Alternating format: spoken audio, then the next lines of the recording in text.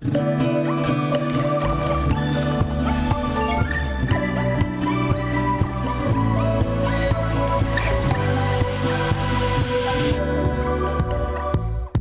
bien, ya estamos con ustedes. El logo de Quédate en Casa Salud se hace presente en la pantalla de la televisión pública, que es el momento de dar comienzo a estos 30 minutos a pura información vinculada a la salud para que puedas tomar siempre las mejores decisiones. Y el dato positivo que nos da ese empuje, ese arranque, habla de 1.833.442 recuperados de COVID. Dato importantísimo que compartimos cada día con ustedes. Y justamente hablando del dato positivo de los recuperados, les recordamos a todos, a ese casi 1.900.000 personas que ya se recuperaron, si no lo hicieron, háganse el control post-COVID. Lo hablamos muchas veces, no lo van a hablar en muchos lugares, pero ya te lo recordamos. Ir a tu médico de cabecera, pedir un control de imagen, que es una radiografía tan sencillo como eso, que seguramente te la van a indicar, y hacerte un examen de sangre. Si tuviste COVID, tenés que controlarlo. Y si querés ser parte de nuestro espacio de Quédate en Casa Salud, ¿sabés qué? Podés participar. ¿Cómo? A través de esta encuesta que ya tenemos en nuestras redes, donde vos podés elegir si esta semana querés que hablemos de dermatología, cazabacterias o psicología. Y ya estamos, por supuesto, conectados a través de nuestras redes sociales, @encasasaludok, @niparatore. Allí nos dejas tus preguntas, tus consultas, tus dudas, qué temas te gustaría que hablemos. Siempre vamos a estar atentos para poder incluirlo. Hoy comenzamos una nueva sección, una sección que vincula dos temas que están estrechamente enlazados. Uno es el deporte y siempre la salud, porque sin dudas el deporte es salud, porque sin dudas comprendimos quizás en esta pandemia que si no hacemos actividad física, si no mantenemos nuestro cuerpo saludable, realmente podemos estar mucho más débiles frente a otras circunstancias. ¿Y quién es el mejor para hablarnos de deportes? Nuestro querido Juan Ballesteros. ¿Cómo te va, Juan?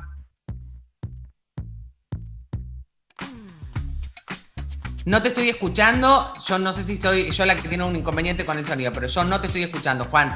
Lo que sí te veo, y te veo muy bien, y les quería decir justamente que Juan es un periodista deportivo muy conocido acá en la pantalla de la televisión pública. Con él siempre estamos tratando de acercarnos al deporte de la mejor manera, a todas las disciplinas.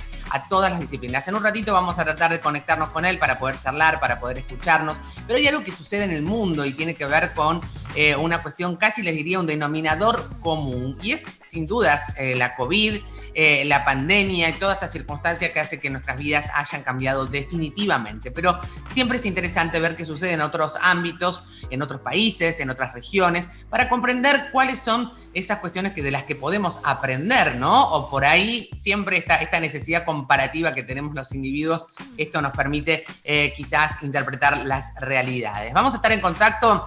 Un panorama que les vamos a proponer, que la producción armó fabulosamente en la región de América Latina y también de Europa. Vamos a contactarnos en primer lugar con nuestros vecinos aquí de Paraguay. Ya está con nosotros Cristian Bianchotto. ¿Cómo estás, Cristian? Bienvenido, gracias por tu tiempo. Muy buenos días, Natalia. Gracias a ustedes por la confianza. Bueno, en Paraguay hoy amanecimos con el nuevo dato de 145.000 contagiados, de los cuales 23.500 están activos, 121.542 casos recuperados y un total de 2.953 fallecidos. Es el dato actualizado por el Ministerio de Salud Pública y Bienestar Social, sí, a la fecha del 15 de febrero. Sí.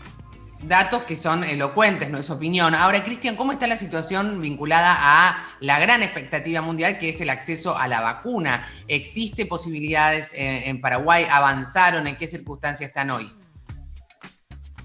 Seguimos en la expectativa, más nada. Se había anunciado que para la segunda quincena de febrero Paraguay ya tendría la aplicación de vacunas. Hoy en día tenemos toda la logística para la aplicación. Hoy, a 16 de febrero, no se tiene ninguna dosis de vacuna en Paraguay. Tampoco se sabe con exactitud cuándo se tendría, y en paralelo ayer comenzaron las clases en instituciones privadas y hoy los docentes están pidiendo que esto se retraiga porque afirman que no existe garantía para que se pueda dar en condiciones las clases en este año, así que eso es un problema. Entonces, también. Entonces, no hay vacunas, no hay ni una dosis todavía, realmente hay negociaciones, pero no hay dosis en Paraguay. Iniciaron las clases, mañana van a comenzar acá en la Argentina, gran parte del país, y los docentes están pidiendo que se detenga esta decisión. Respecto justamente, no es poca cosa lo que estás manifestando, ¿qué características tiene ese regreso a clases? ¿Las burbujas? ¿El cómo lo van a hacer? ¿Los protocolos?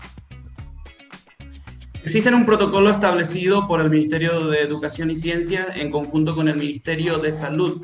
El problema es si se cuenta con la logística necesaria para el cumplimiento de estos protocolos, es decir, los lavamanos, las clases en condiciones, todo lo que tiene que ver con la toma de temperatura y otros que están vinculados al protocolo y por sobre todas las cosas, el ensayo entre los alumnos, los más pequeños por sobre todas las cosas. Y otro problema es que no se tiene garantizado cuándo va a llegar la vacuna. Eso es un problema que está persistente en la mente de los docentes y los padres. Sin duda, totalmente. Es la misma comunidad la que está absolutamente preocupada. No es diferente, en algunos casos sí, pero bueno, complicado también, tanto en Bolivia como en Perú, de dos países de los cuales también tenés información, Cristian.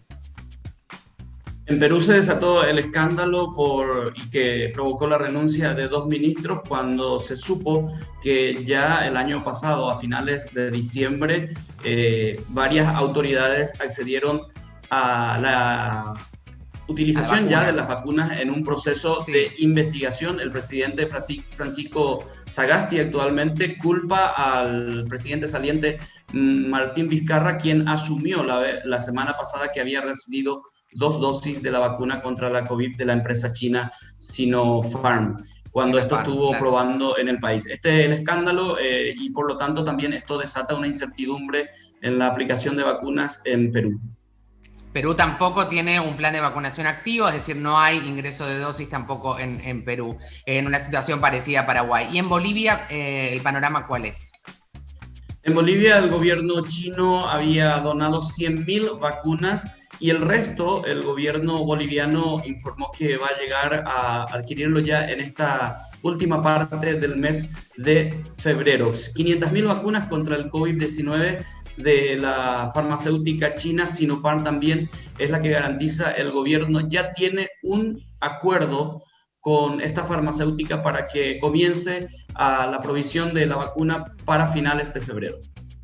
Bien, entonces Paraguay sin vacunas, Perú sin vacunas, Bolivia nada más que 100.000, con una posibilidad de ingresar 500.000 más. Ese es el panorama en esta región, esta situación donde, por supuesto, la vuelta a clases marca un calendario preocupante tanto para las familias como para también el ámbito docente. Así es. En los 3 países no hay tanta certidumbre, excepto la de Bolivia, que ya lo tienen confirmado. Muy bien, Cristian, un abrazo grande, gracias por tu información y tu participación siempre tan clara. Saludos para ustedes. Y de hablar de Paraguay, de Bolivia y de Perú, vamos a hablar ahora también de Brasil. Tanto se ha hablado y tantas circunstancias disímiles también hay dentro del mismo país. Estamos ya en contacto con Paulinho Alfaro. Paulinho, ¿cómo estás? Bienvenido, muy buenos días. Hola Nati, buenos días a todos, un placer estar hablando con ustedes. Buenos días. Muy buenos días. Bueno, ¿cuál es la situación? Escuchaba seguramente recién lo que pasa en Paraguay, en Perú, en Bolivia. ¿Cuál es la circunstancia en la que está Brasil, que ha sido parte de investigaciones con varios laboratorios? Pero bueno, hay una enorme controversia respecto a su implementación, al acceso a la vacuna, ¿no? Sí, Nati, así es. Brasil tiene un ritmo muy satisfactorio de la vacunación contra el COVID-19, ¿verdad? Nosotros somos el tercero país que vacuna con más frecuencia y el quinto en el mundo que más se vacuna total. Brasil ya tiene 5,2 millones de vacunados. Cuando se trata de las 2 dosis, este número se reduce drásticamente a 220.000. Sí. Entonces, bueno, a pesar del buen ritmo de la vacunación, hay una falta de estoque también. Brasil, hasta semana pasada, vacunaba cerca de 250.000 personas al día. Lo que pasa es que, según el periódico Globo, incluso falta solamente 2 millones en el stock. Entonces, según calculaba, si este promedio de 250.000 persiste, el cálculo dice que el estoque se encerra en hasta 6 días. Entonces hay un conflicto ahí de un buen ritmo de la vacunación, no, sin embargo, una falta de estoque que preocupa el presidente. Brasil tiene acuerdo con la CoronaVac, la vacuna china, y también la vacuna de Oxford. Son 3 vacunas justamente las que ha accedido Brasil. Lo que sucede es que tienen una enorme cantidad de población y los porcentajes de vacunación, más allá de este ritmo que vos mencionabas, Paulinho, realmente, claro, siguen preocupando, no alcanza para cubrir las mínimas expectativas. Sí, es cierto.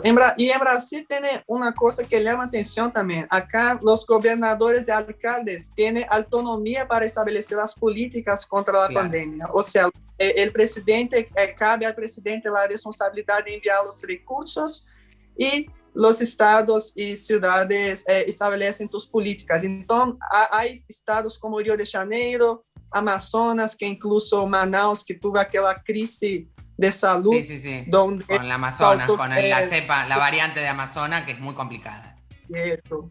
Sí, son 2 estados, Amazonas, por ejemplo, que ya falta estoque de las vacunas. Entonces, hay un conflicto. Jair Bolsonaro y tu ministro Pazuello ya han providenciado 54 millones de dosis para llegar, o sea, por la realidad 46 millones de dosis, más 46 millones, pero no hay todavía una fecha definida para que se llegue, para llegar estas vacunas. Entonces, mientras no llegan estas dosis de vacuna, están suspendidas estas dosis, tanto en Río de Janeiro y en Manaus. La situación ya queda muy cerca también de se suspender. Sí, no se está vacunando en este momento porque hay una escasez de dosis, claramente. Y se trata de esto. Y el regreso a las clases, ¿cómo está la perspectiva? ¿Hay alguna novedad? ¿Cuáles son los protocolos que se proponen y cuál es la respuesta de la sociedad? Sí, Nati, aquí en Brasil, como yo he dicho, los gobernadores tienen la autonomía. Entonces, en cada estado tiene su política de regreso a las clases. 57% de los estados brasileños todavía no retornaron a las clases y ahí no hay también una fecha definida. O sea, bien. 15 de los 26 estados aún están a distancia. São Paulo, por ejemplo, que es el estado más afectado por la COVID-19, ya regresó con las aulas, pero de manera gradual, ¿no? Con fases, a depender de la región, de las hospitalizaciones de esa región. Entonces, 11 de los 26 estados ya regresaron, pero 15 no. Entonces, claro, a depender Paulina, claro, Sao Paulo, que es una ciudad cosmopolita con millones de habitantes, por supuesto, hace un regreso, no una estampida, sino de menos a más para ir viendo cuál es la respuesta y qué es lo que debería suceder en las grandes ciudades, ¿no? Para poder resguardar la salud, que es lo más importante. Bueno, te mandamos un abrazo grande. Gracias, Paulinho. Gracias, panorama, Santi, entonces, buen programa a usted.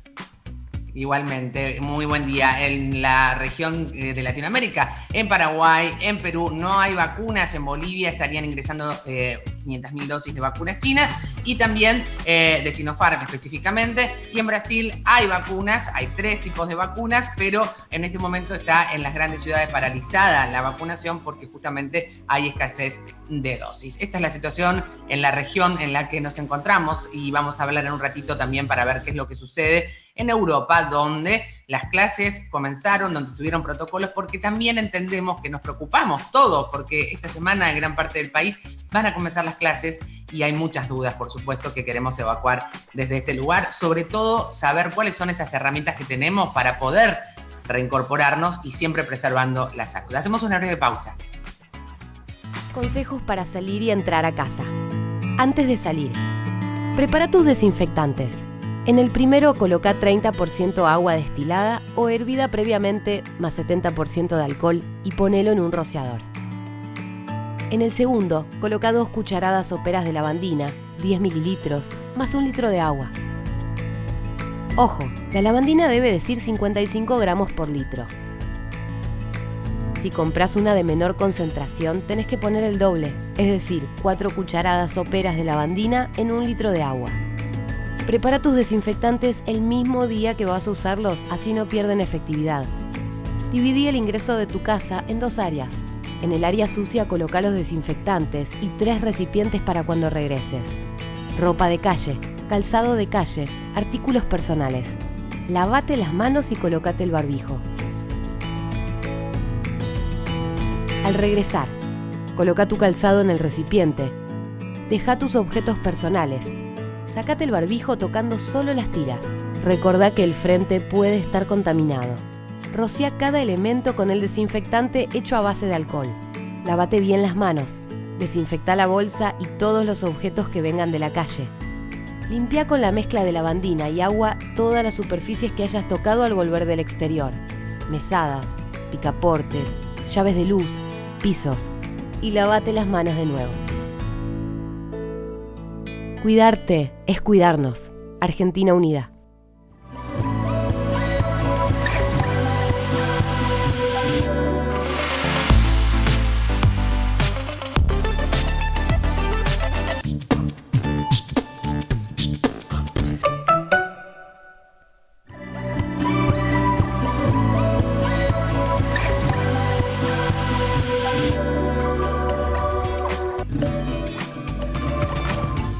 Bueno, ya volvimos, lo prometido es deuda, momento de conectarnos con España e Italia. Sabemos que hay muchas familias aquí en nuestro país que tienen un especial cariño por ambos países. Vamos a hablar en primer lugar con Francisco Guida. Francisco, que desde Barcelona siempre nos pone el panorama de la situación allí. ¿Cómo va, Francisco? ¿Cómo está la vacunación en principio dentro de lo que es España?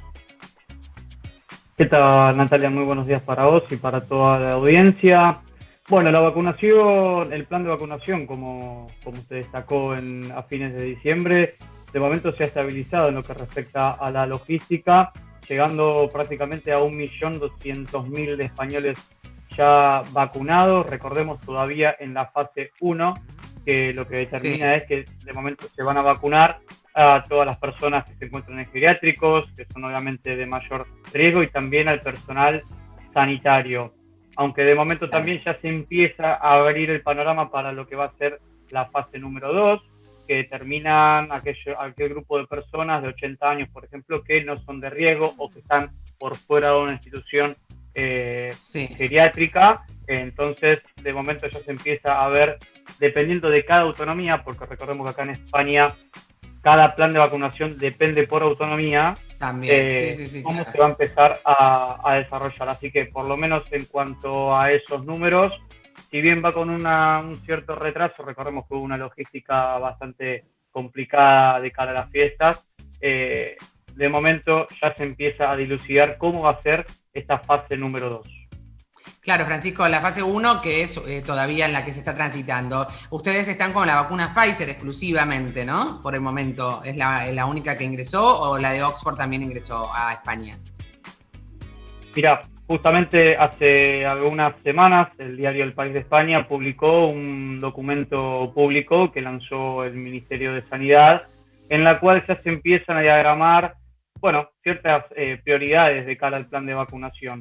Y esto también incluye a las empresas de vacunación que administran las dosis.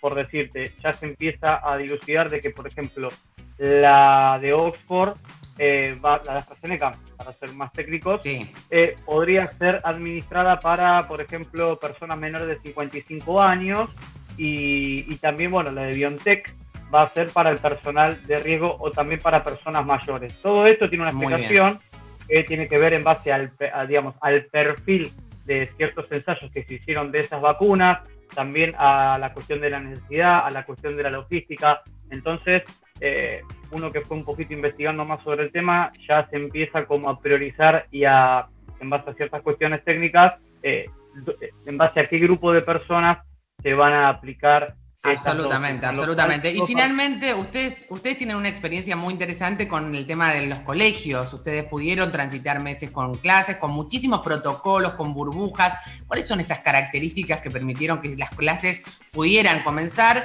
y sostenerse en el tiempo?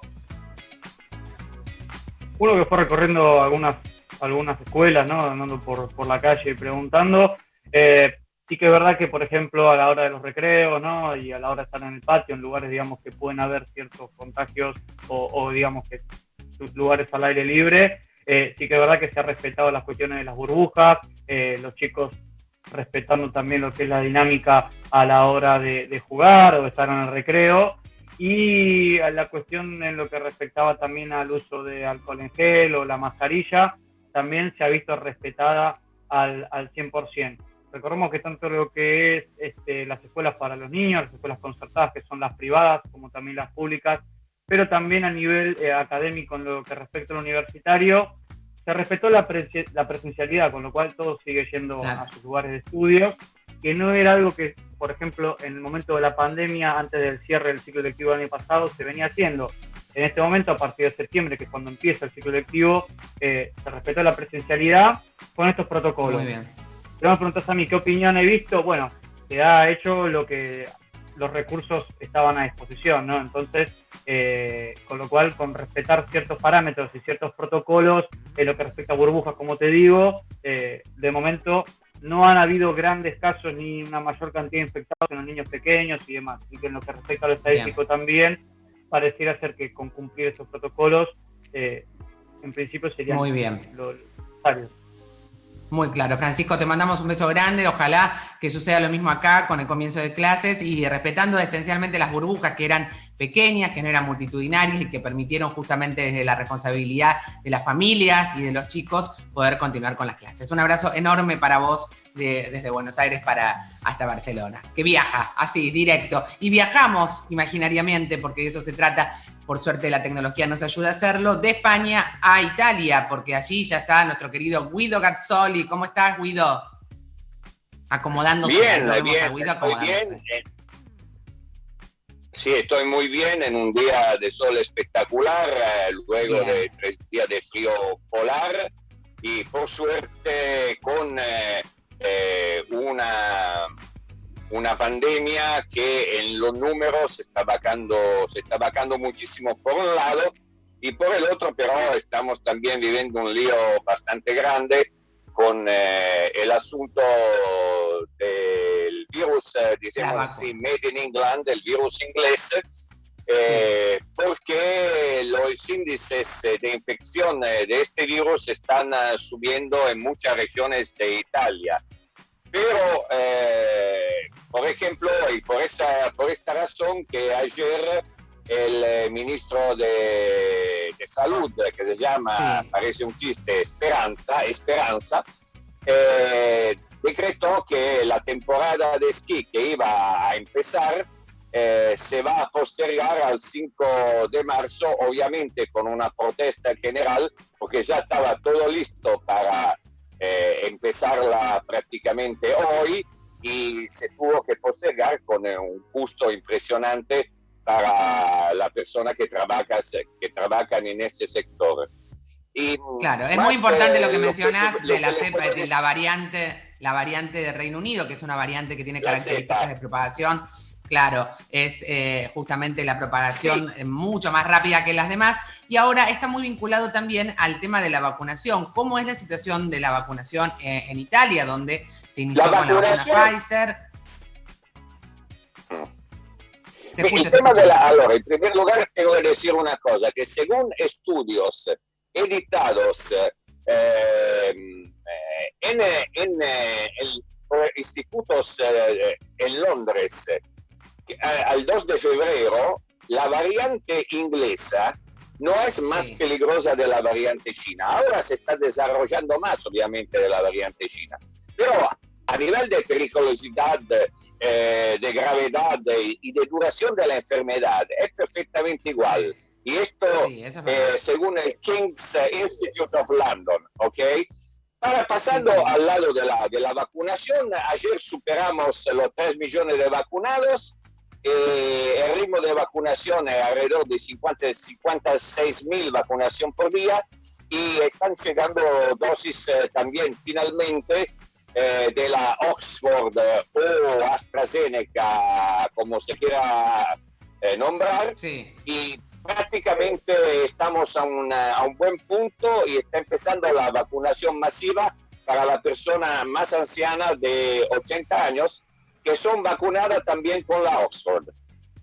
Muy bien, Guido, gracias. Es una gran noticia la que compartimos. Seguramente nos volveremos a contactar para dar más detalles de la situación en Italia y en toda Europa, porque siempre nos interesa saber cómo es esa experiencia que nos permite enriquecernos. Estuvimos entonces en contacto con Guido Gazzoli, chao Guido, hasta luego, con Francisco Guida, y a ambos los invitamos a compartir un segmento nuevo, como les decía al comienzo. Ahora creo que ya estamos. A ver, Juan querido, ¿me escuchás? Juan Ballesteros. A ver, Nati, ¿ahora sí? Sí. ¿Cómo? Bien, Bueno. Juan querido, bienvenido.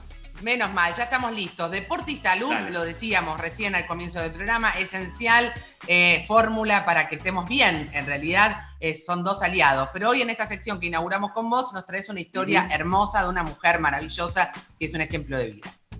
20 años apenas, y en días que estamos en carnaval, ¿no? Por supuesto, festejando esta fecha en este feriado. Leila Ramos, de Comodoro Rivadavia, a los 20 años, les decía, bicampeona mundial de taekwondo, modalidad ITF. Además es una de las murgueras, bombistas, la que toca el bombo más importantes de una de las murgas aquí de su ciudad. ¿Te parece, Nati, si compartimos el testimonio de Leila y después conversamos un poquito? Dale.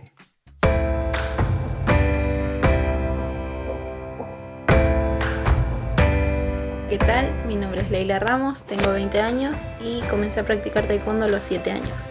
A su vez, yo también comencé lo que es la parte del carnaval. Empecé a bailar en una murga llamada Déjà Vu de Comodoro Rivadavia, Chubut. La pasión nació porque mi mamá, mi papá y mi hermano también formaban parte de la murga. Yo actualmente soy bicampeona mundial en taekwondo, gané en el Mundial de Inglaterra 2016 y el Mundial de Argentina 2018. La murga me influyó bastante en la parte de competencia. Cuando era bailarina, porque actualmente soy bombista, me ayudó un montón a tener más resistencia, aprender a respirar mejor, saber cambiar el aire, porque para bailar necesitas bastante aire, estás saltando, pateando para todos lados. Y para parte de competencia, cuando me ponía nerviosa, tiraba unos pasitos ahí nomás, sencillo, capaz lado a lado, adelante, atrás y eso. Y me relajaba bastante, entraba más tranquila a competir. En el Mundial de Inglaterra me pasó muchísimo. Yo antes de competir tiré unos pasitos para relajarme y me ayudó bastante. La murga es una parte importante de mi vida, ya que hoy actualmente la comparto con mis hermanos, los dos, el mayor y el menor, mi mamá y mi padrastro. Soy parte de Poesía Murguera de Comodoro Rivadavia y de enero a enero es carnaval para nosotros.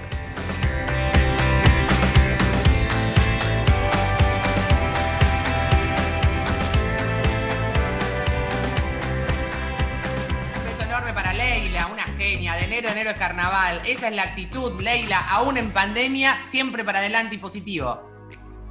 La imagen de Leila, ¿no? Una taekwondista de elite aquí en la Argentina. Y vos al principio, cuando intentamos hacer el primer contacto, Nati, decías algo así como qué importante, y más lo aprendimos en tiempos de pandemia, que es la relación entre el deporte, la salud, por supuesto, no solo física, sino también psicológica, cuánto ayuda a salir a caminar o a correr en estos tiempos. Total. Pero Leila además nos muestra cómo sirve para la relajación, en este caso, que le provoca la murga y algunos aspectos específicos de cara a competir, ¿no? Ella primero bailaba, primero era bailarina, pero claro, lesiones en sus rodillas, producto del baile, le impedían realizar su actividad en el taekwondo. Claro, con el deporte, claro. Absoluto. Entonces se pasó al bombo y ahí nos contaba algunas situaciones en las cuales ella, antes de cada competencia de máximo estrés, máxima presión, encuentra relajación en su otra actividad, que es la murga, ¿no? Interesantísima Totalmente. Historia de Leila en el sur del país. Sí, en el sur del país, en un país hermoso que tenemos, federal, y estas historias son las que nos hacen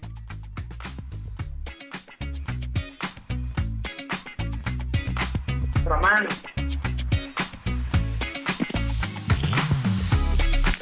Claro, es lo que te decía, Nati, es lo que te decía esta situación tan particular, ¿no? De un país tan extenso. Hoy que festejamos el carnaval que nos lleva desde el norte al sur del país, conocemos esta historia de Leila, que además tiene la tradición de su familia, ¿no? La tradición de una familia que, como ella contaba, desde sus padres hasta sus hermanos, y ahí la vemos con sus medallas colgadas. Medalla conseguida en el 2016 en Inglaterra, en el 2018 en nuestra tierra, en Buenos Aires, una taekwondista de primerísimo nivel. Como vemos en las imágenes, también nos muestra la alegría y la sonrisa que le provoca estar allí con la murga déjà vu, como ella nos contaba, en Comodoro Rivadavia.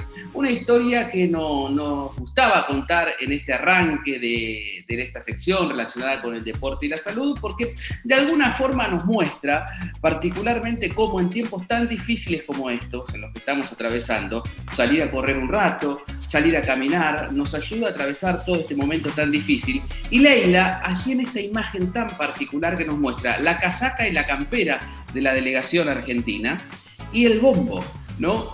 Porque en cada lugar del mundo ella se traslada con sus atuendos particulares de taekwondo, por supuesto, con la relación que tiene con su equipo, por supuesto, del taekwondo, y también con cada una de sus partes de la murga, con su bombo, con su alegría, con sus trajes. Bueno, una particular historia que queríamos contarles a todos ustedes a través de Quédate en Casa aquí en la televisión pública, la imagen del taekwondo y del bombo, querida Nati. Sí, con vos, Juan, nos vamos despidiendo de este programa. Como siempre, te agradecemos que seas parte, que nos ayudes a difundir que el deporte sin duda salva vidas y nos incluye. Nos despedimos con vos, con tu imagen, que es el deporte y la salud. Hasta mañana, como siempre, recordando que lo individual suma, pero es lo colectivo lo que definitivamente transforma. Chau a todos.